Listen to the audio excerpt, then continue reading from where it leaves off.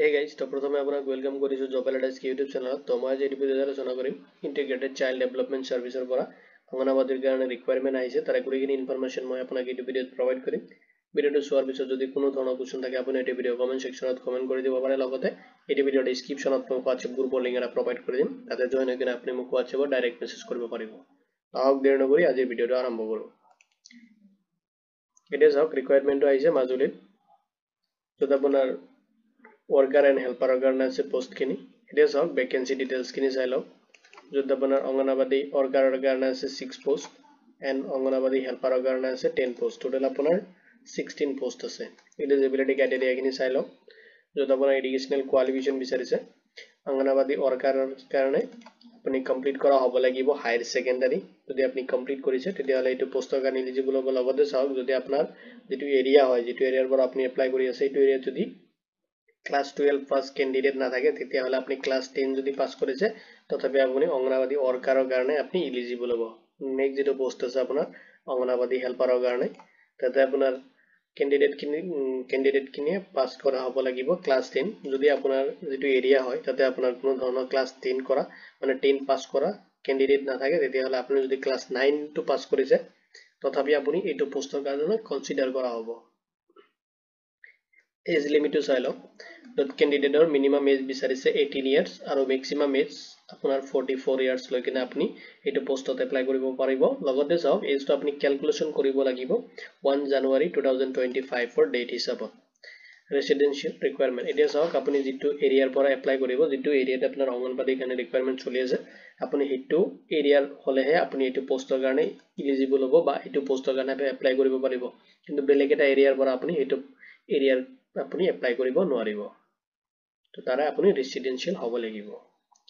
এতিয়া চাওক স্যালাৰি যেটো স্ট্ৰাকচাৰ থাকে এখিনি চাই লওক। এটো আপোনাৰ অংগনবাদী ওয়াৰ্কাৰৰ কাৰণে আপুনি পাৰ মান্থ পাব 6500 কে আৰু অংগনবাদী যেটো হেল্পাৰ হ'ব তাৰ কাৰণে আপোনাৰ 3250 কে দিব পাৰ মান্থ আপোনাৰ স্যালাৰি। হাউ টু এপ্লাই আপুনি এপ্লাইটো কেনে কৰিব, এপ্লাই প্ৰসেস খিনি আপুনি চাই লওক। প্ৰথমতে চাওক আপুনি প্ৰিন্ট এপ্লিকেশন ফৰ্ম আপুনি অফলাইন এপ্লিকেশন কৰিব লাগিব, যেটা আপনি কালেক্ট কৰিব লাগিব office of the child development project officer যেটো CDPO কামালাবাৰী মাজুলীত, তাতে আপুনি ভিজিট কৰিব লাগিব। অফিশিয়াল এড্ৰেছটো মই এই ভিডিঅ'ৰ ডেসক্ৰিপচনত প্ৰভাইড কৰি দিম। তাতে যাই কিনে আপনি ফৰ্ম এটা কালেক্ট কৰিব লাগিব আৰু কালেক্ট কৰি কিনে আপনি ফিল আপ কৰিব লাগিব ৰিকুৱাৰমেন্ট যিখিনি ডিটেইলছ তাতে মানে ফিল আপ কৰিব লাগে, য'ত আপোনাৰ পাৰ্সোনাল ডিটেইলছ খিনি, এডুকেশনাল ডিটেইলছ খিনি, লগতে আপোনাৰ কন্টাক্ট ইনফৰমেশন যিখিনি তাতে ৰিকুৱাৰমেন্ট ডিটেইলছ লাগে আপুনি এইটো ফৰ্মটো ফিল আপ কৰিব। লগতে আপুনি এটাচ কৰিব লাগিব কিছুমান ডকুমেন্টছ, য'ত আপোনাৰ ৰিসেন্ট পাসপোৰ্ট সাইজ ফটো লাগিব 2 কপিজ। এজ প্ৰুফ আপুনি সাৰ্টিফিকেট দিব লাগিব, যদি আপোনাৰ তাত বাৰ্থ সাৰ্টিফিকেট আছে তেতিয়াহলে আপুনি তাৰ লগত এটাচ কৰি দিব পাৰে। যদি আপোনাৰ তাত বাৰ্থ সাৰ্টিফিকেট নাই তেতিয়াহলে আপুনি HSLC ৰ যেটো এডমিট কাৰ্ড থাকে এটা আপুনি তাতে এটাচ কৰিব পাৰিব। লগতে চাওক এডুকেশনাল যেটো সাৰ্টিফিকেট থাকে লগতে মাৰ্কশিট খিনি আপুনি তাতে এটাচ কৰিব লাগিব। লগতে আপোনাৰ ৰেসিডেন্সিয়েল প্ৰুফ, এতিয়া চাওক ৰেসিডেন্সিয়েল প্ৰুফটো দিবৰ কাৰণে আপুনি তাতে যদি আপোনাৰ যেটো গাঁও পৰা থাকে তাৰ পৰা আপুনি এটা ৰেসিডেন্সিয়েল প্ৰুফ মানে এটা সাৰ্টিফিকেট এটা ল'ব আপুনি হেইটো গাঁৱৰ বাসিন্দা হয় বুলি, তেতিয়াহলে আপোনাৰ ৰেসিডেন্সিয়েল প্ৰুফটো হৈ যাব। এতিয়া চাওক কাষ্ট সাৰ্টিফিকেট যদি এপ্লিকেবল, যদি আপোনাৰ কাষ্ট সাৰ্টিফিকেট আছে তেতিয়াহলে আপুনি এইটো লগত গালি দিব লাগিব। লগতে ডিসেবিলিটি সাৰ্টিফিকেট, যদি আপুনি PWD ক্যান্ডিডেট হয় তেতিয়াহলে আপুনি তাৰ লগত PWD যেটো সাৰ্টিফিকেট থাকে ডিসেবিলিটি এটা আপুনি এটাচ কৰি দিব লাগিব। নেক্সট আপোনাৰ যদি এক্সপেৰিয়েন্স কোনো ধৰণৰ এক্সপেৰিয়েন্স থাকে আপুনি এই এক্সপেৰিয়েন্স সাৰ্টিফিকেটটো তাতে লগত গালি দিব পাৰে। যদি নাই কোনো প্ৰবলেম নাই তো আপুনি যিখিনি আছে এইখিনি ডকুমেন্টছ আপুনি তাতে এটাচ কৰি দিব। তে সাবমিট কৰিব লাগিব ফৰ্মটো আপোনাৰ। এতিয়া চাওক সাবমিট কৰিব লাগিব যিখিনি কপি আপুনি জেৰক্স কপি মানে আপুনি যিখিনি ডকুমেন্ট নেসেসাৰী ডকুমেন্টছ খিনি দিব তাতে আপুনি সেলফ এটাচ কৰি দিব অল ডকুমেন্টছতে। আৰু আপুনি যেটো CODB মানে CDPO যেটো অফিস আছে কামালাবাৰী মাজুলীত এটা আপুনি এপ্লাই কৰিব লাগিব 7 ফেব্ৰুৱাৰীৰ আগতে। তো তাৰ আগতে আপুনি এপ্লাই কৰি দিব। যদি আপুনি এলিজিবল এণ্ড ইন্টাৰেস্টেড হয় তেতিয়াহলে আপুনি এপ্লাই কৰি দিব। এতিয়া চাওক সিলেকশন প্ৰসেসটো, সিলেকশন কেনেকৈ হ'ব। সিলেকশনত প্ৰথমতে চাওক শৰ্টলিস্টেড কৰা হ'ব এপ্লিকেশন খিনি।